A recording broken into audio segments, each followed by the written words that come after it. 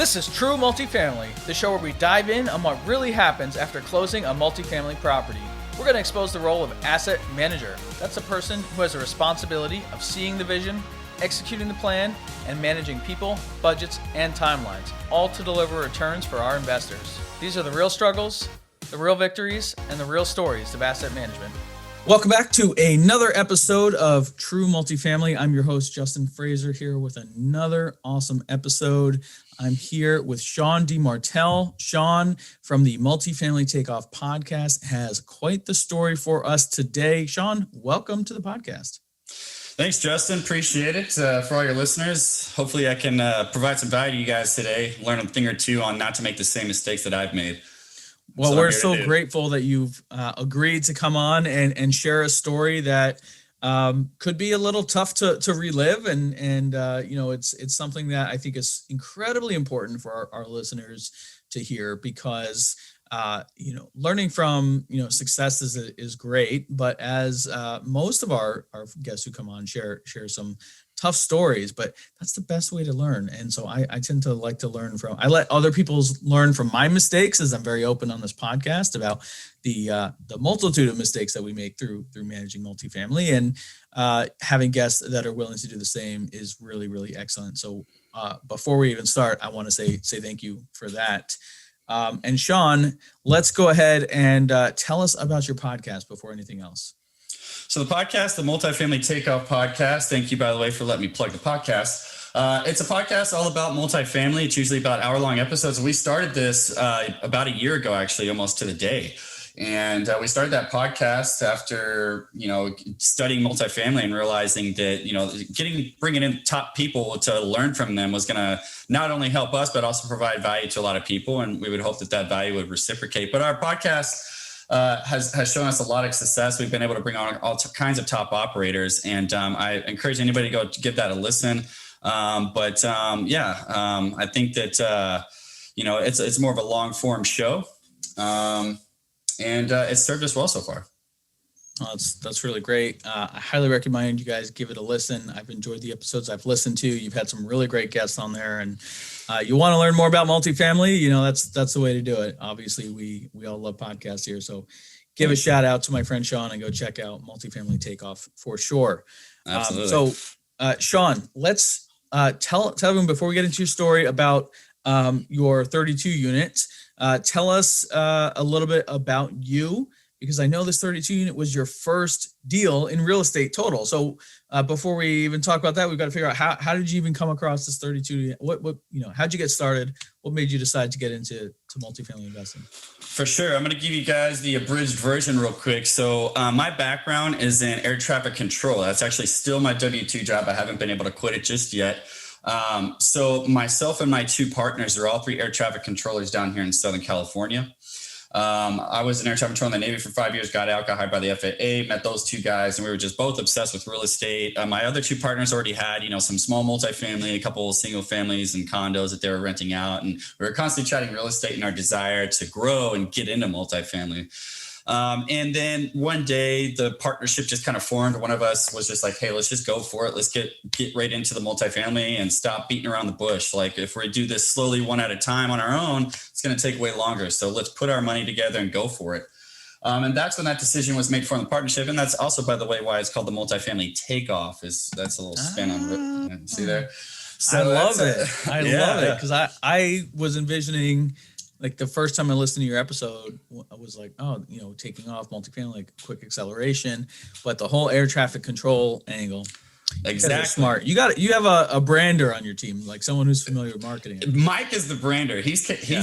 We always divert to him. He comes up with like the name for rebranding the apartment. He came with our other name, which is Pack 3 Capital. That's our branch that's going to be doing syndications. But he did a great job with that one. I love it. So we kind of branded it that way, going off our history together. So anyways, we the three of us decided to put our money together, and without going too far down the rabbit hole, all three of us liquidated our 401ks in order to get this 32 unit property. So we were going all in on multifamily and knew that we wanted to quit our jobs.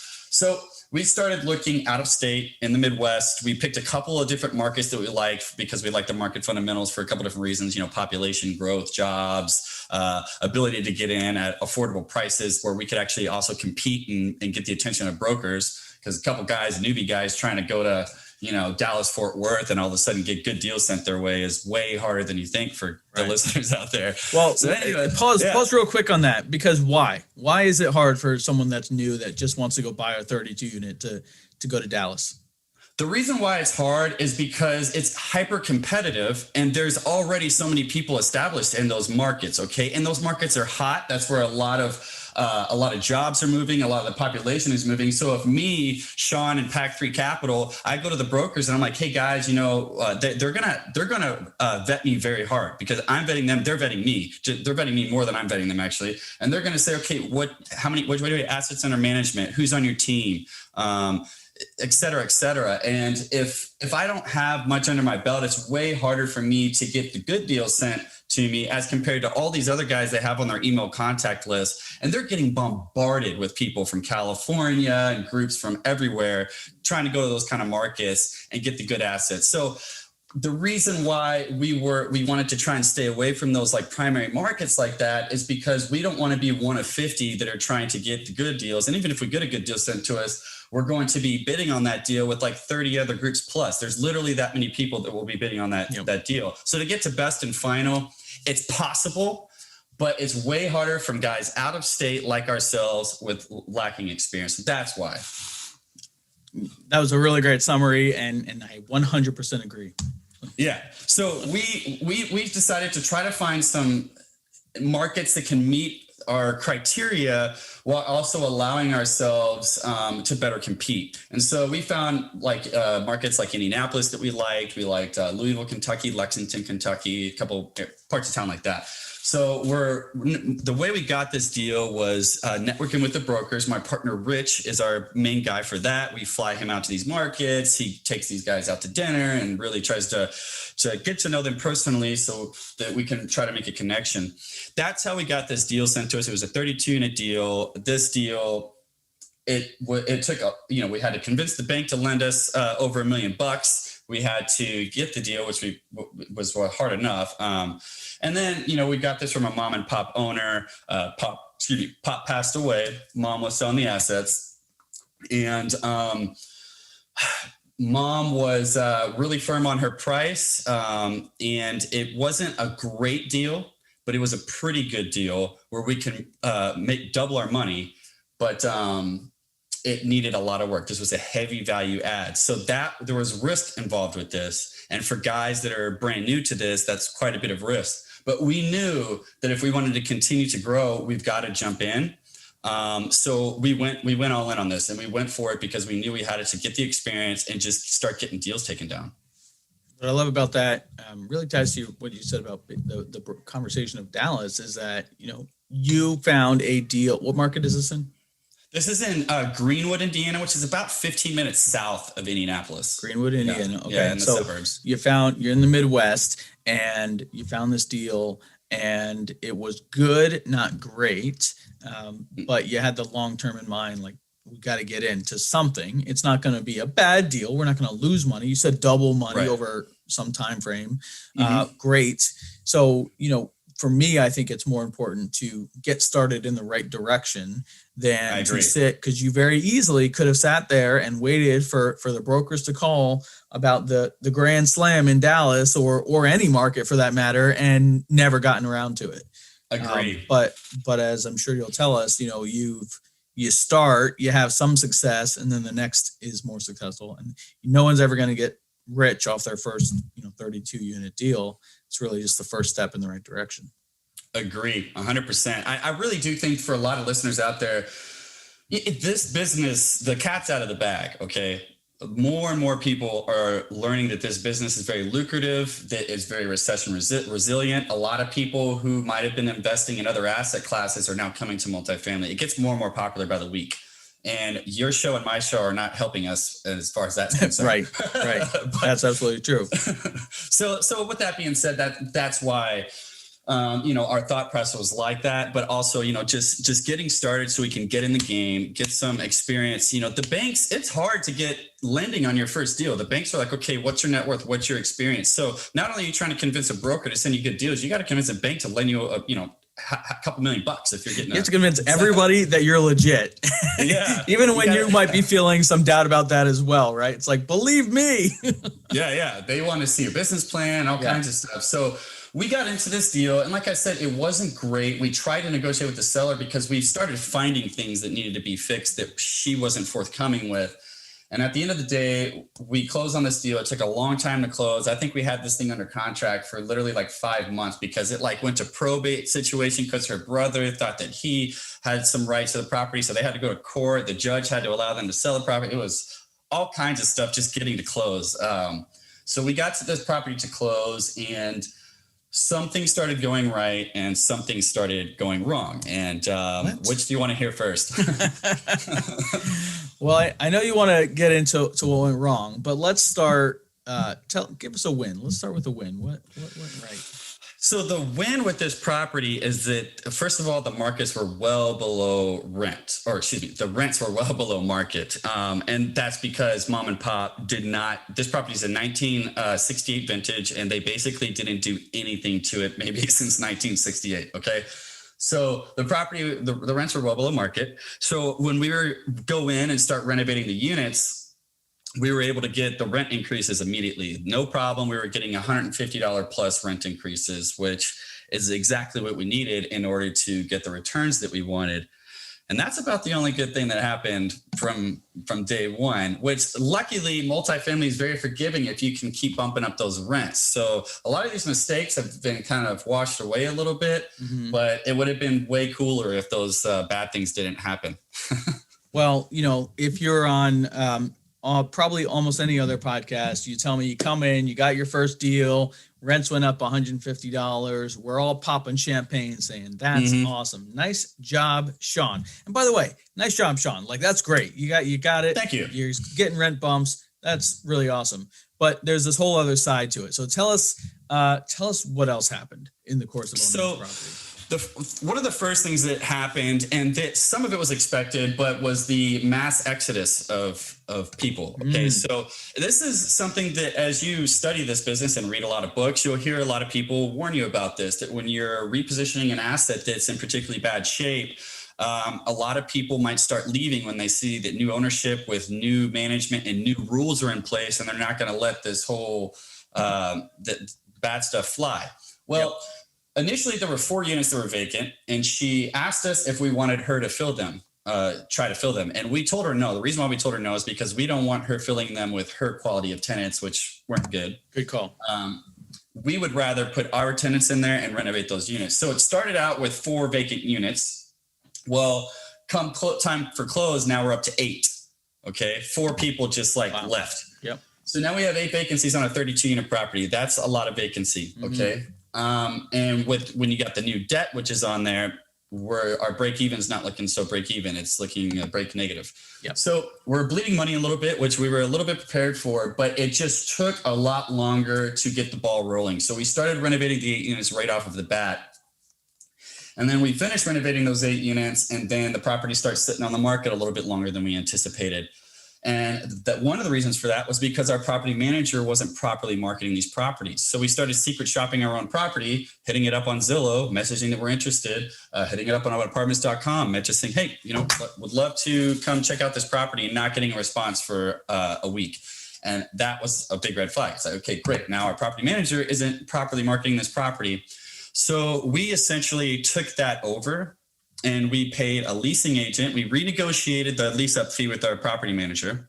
And we started paying a local real estate agent as a leasing agent to show our properties. And then we literally have people on our team that are monitoring, Zillow, Facebook ads, which, by the way, if you're listening to the show and you do not use Facebook to market your property, you're making an enormous mistake, because almost all of our leads are Facebook.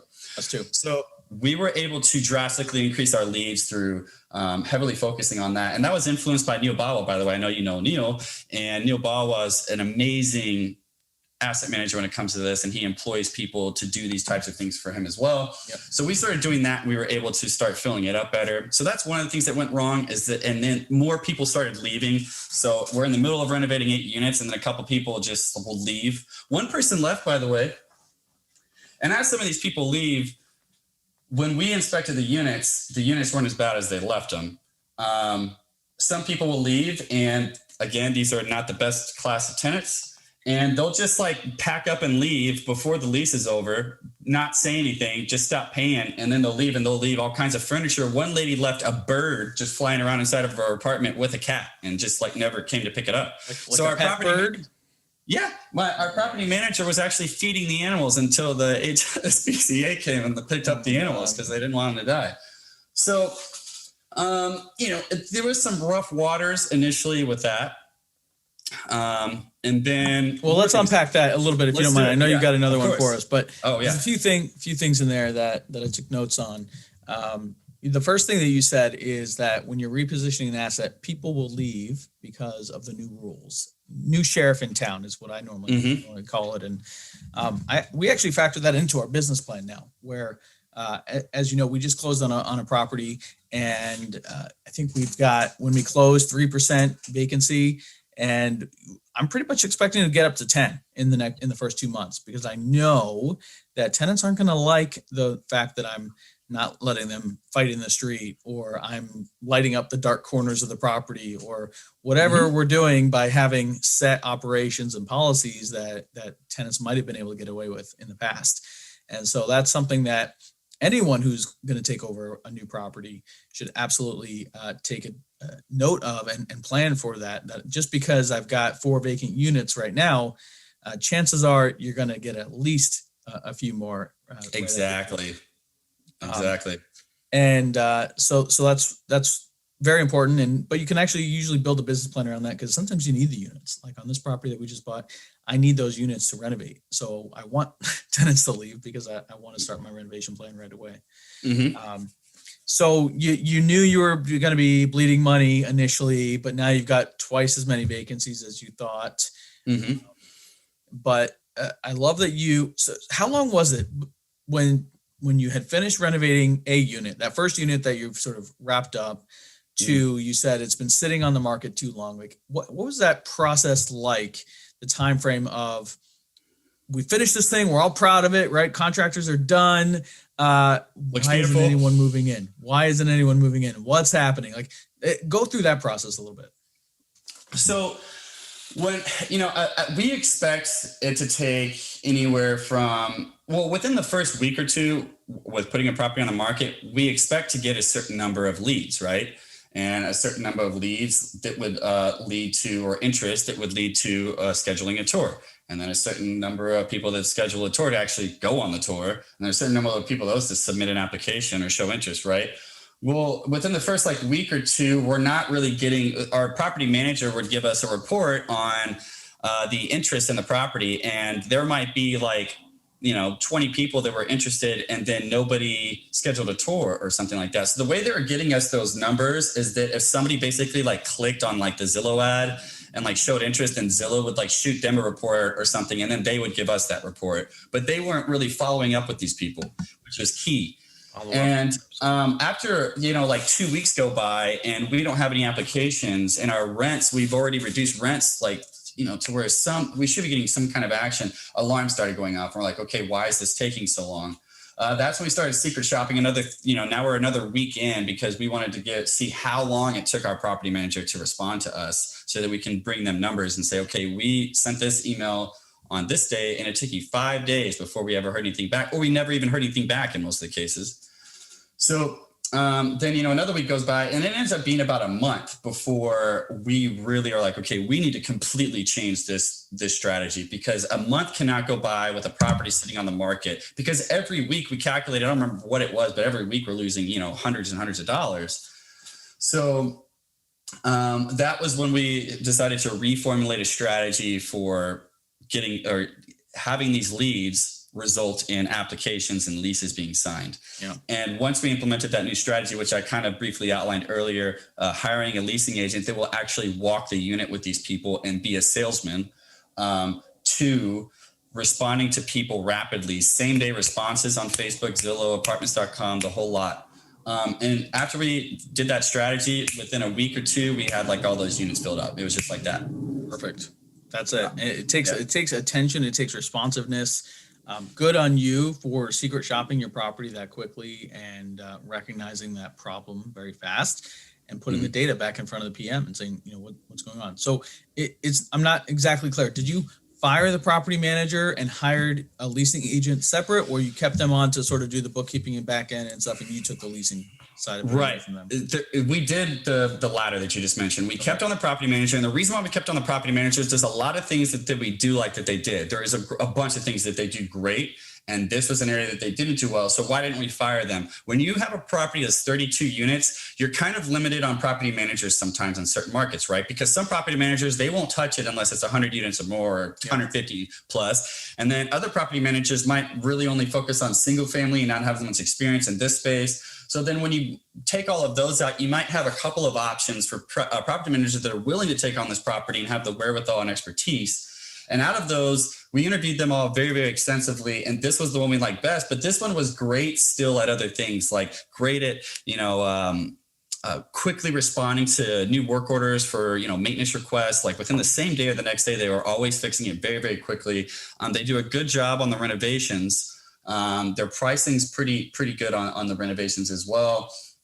So there's a lot of things we liked about them, and we just felt like even if we hired another property manager, simply because of the leasing part, they still might not do as great of a job. And we didn't feel that they were going to respond as quickly to like the Facebook ads and things like that and constantly be monitoring that. So we felt just hiring that out separately and renegotiating lease-up fee. So the lease-up fee now with our property manager is, I believe we reduced it down to 25%, or I think is what we're at right now, of the first month's rent, instead of 75% what it was. And the reason why we're still paying them is because they still got to do the background checks and vet them out and do the whole application process. So we're still going to pay them a little bit. I love that you found a creative solution to this problem, and there's a good lesson there in not firing a property manager just because you're not satisfied with one aspect of their work. So really commend you for that. Okay, so what's next? You had some challenges with marketing, but then you figured that out. Okay, we can lease them up. What else happened at this property? So then things started breaking. And things started breaking that we knew what were, okay, so when we got our property inspection, right, we knew that some of the air conditioners were aged. It's impossible sometimes to know the exact age of an air conditioner, but like they can inspect and say, okay, this is an older air conditioner that, has roughly this amount of life. They'll kind of give you like a range, like they got categories of how long they think it'll last. And some of them are critical, and the rest of them, there were some new ones and some that looked like they would be fine for another couple of years. Well, they started dropping like flies. I mean, we were probably averaging about 2 air conditioners a month through the summer that would break. And each one to replace an HVAC is about $4,100, or right around $4,000 to replace that. So you do that math, and that's an enormous addition to your expenses that you might not have been expecting. We might have expected maybe one every other month, or one a month would maybe be a little bit more reasonable. When you're getting about 2 a month, that's a lot. So that was a huge expense that started hitting us very quickly. Another expense that hit us and got kind of expensive was that the sewer drain needed to be replaced. There was, it was an old drain that was clogging very easily and causing some backups, and there was some roots growing in it and whatnot. And when we got that looked at, we kind of knew going into the property, because we did get the lines snaked with a camera, which I recommend everyone watching always check the sewer lines. They are expensive. Yes. Get a camera down there. So we did that and knew that some of them were bad, and it turns out we had to replace all of them. So that was like $20,000. So that was a big hit. So what was your plan going in?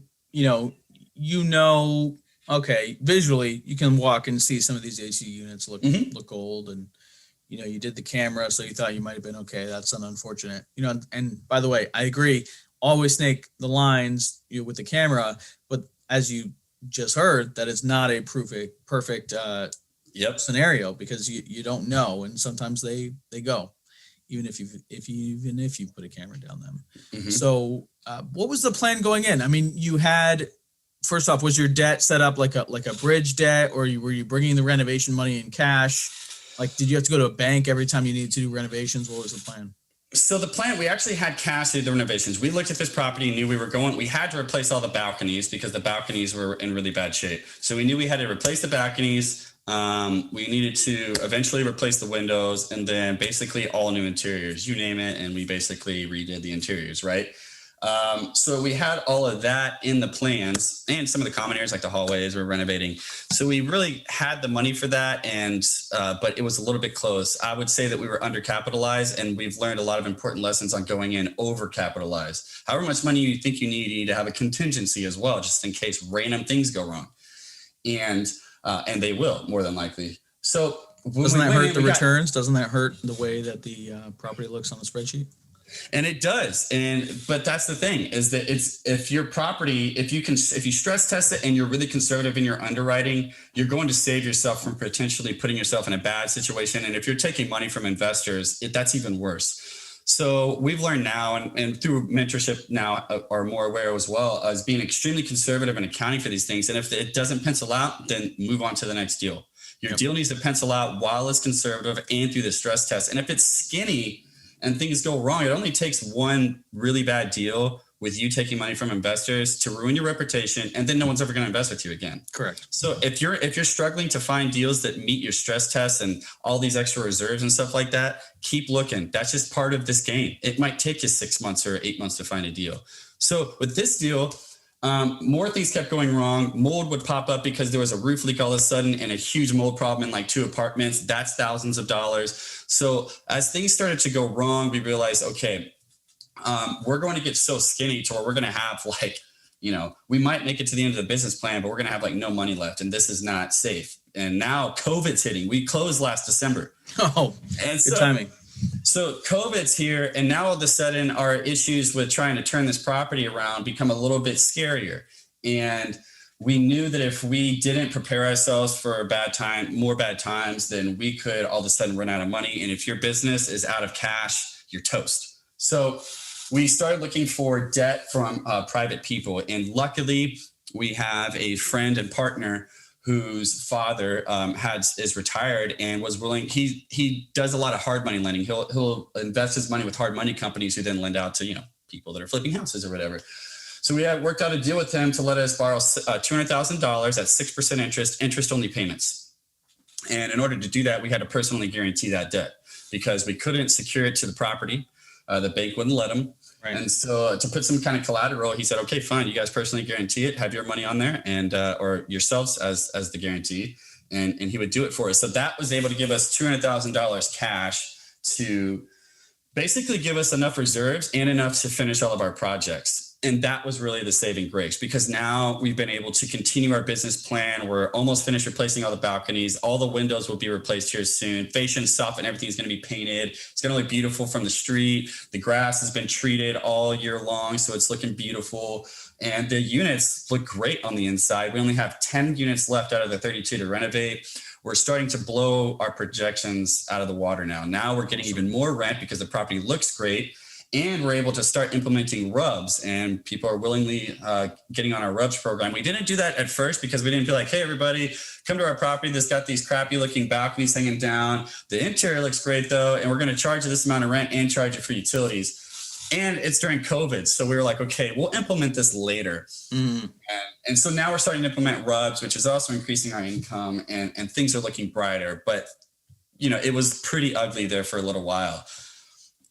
Well, so many parallels between what you're going through and the 40 unit that I did my first indication, which I've spoken about on the show. But yeah, same idea. You start running out of cash. What are you going to do? How do you, at some point, there's no way out. So I love your creative solution of bringing on a private loan to handle those ACs, to handle those unexpected expenses. And, to your point, you have to have enough capital going in. If you're trying to skimp by and cut it out, it's not like a 10% contingency is not going to cover it on your CapEx budget. You need to have enough to handle some bigger expenses, especially because on a property 32 units in size, an AC costs the same on a 32 unit as it does on a 100 unit, right? And so the bigger properties are going to have a little more wiggle room in their operations budget. Mm-hmm. Smaller property like that, there's no extra dollars to go around, and so you've got to have that cash coming. There is, and I'd like to piggyback off of that too. Don't do this for all the listeners that are out there. Don't say to yourself, it's close, but we'll just use the cash flow from the property to finish paying for renovations. That doesn't work. It sounds like, like I know so many people, us ourselves, thought, okay, it's getting a little close, but we'll just rely on the cash flow from the property. That's cutting it too close. And so many people make that same mistake when they first get into this business. Just please don't make that mistake. If you don't have enough money, you don't have enough money. Then raise more money, get another partner, or go for a smaller property. But you need to be overcapitalized, and the right amount of overcapitalized. But don't just rely on the property's cash flow to pay for it, because if the property all of a sudden isn't paying cash flow when you thought it was, it's not going to work. Yeah. Well, thanks for sharing that tough moment with us. So where you hinted at, property's doing better now. We've now gone through that tough summer of the ACs going. Mm-hmm. You said rents are climbing, occupancy is up. So then what's next? What's happening in the future? Have you bought any property since then? I have not bought any property since then, but we have an offer that we submitted yesterday. So since then, we've gotten, like I said, we've gotten some mentors who are well established in this game. They've had over 8,000 units at one point, and these guys are personal mentors that have been teaching us how to not make these same mistakes. We've learned from mistakes, and now we're learning to be even more conservative. But we're partnering with our mentors on a 160 unit deal that we just got an offer in on it. So we'll see how that goes. It's going to be a competitive deal. It's just outside of Nashville. So we'll see how that goes. But it's taking a while because, like I said, we're much more conservative now. And so even though we've underwritten properties and expressed interest in a lot of properties, this is the first one where we might stand a shot this year at actually closing on a deal. It's been tough going through COVID, that's for sure. Yeah, it has. It has been tough. Deals have been lending, financing has all been up in the air, but people are doing it, and I'm sure you will as well. So, thank you, Shawn, for coming on the show. Remind everyone about the podcast and where they can find out more about you and your company.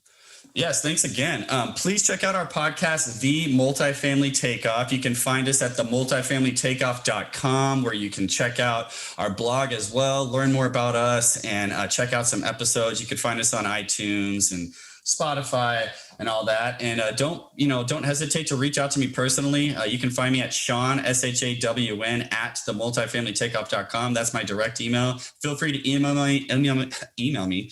And if you have any questions or want some advice, I'd be happy to share more scary stories that you can learn from. Well, we'll have to have you back on the show for some more of those scary stories. Halloween is coming, so let's do it. Spooky season, right? Yeah. Exactly. So, Shawn, thank you so much. If you guys like this episode, more information on Shawn and links to all of his podcasts and everything else is on our website, truemultifamily.show. Please check it out. Also leave a rating and review. Let us know if you liked this episode. With that, we'll wrap it up here. Thank you so much for listening, Shawn. Thank you so much for coming on the show. We will see you next time. Thank you. Thanks for listening to another episode. Check out our website at truemultifamily.show. And if you have an amazing story to tell, share it on our Facebook community, and you might just be the next guest on the show. We're also on all other social networks. Just search True Multifamily. I'm really, really proud to have the show produced by our company, On Air Brands. Check us out at onairbrands.com. We also have an incredible, unique podcasting event that we would love for you to be a part of. Check that out at podmax.co.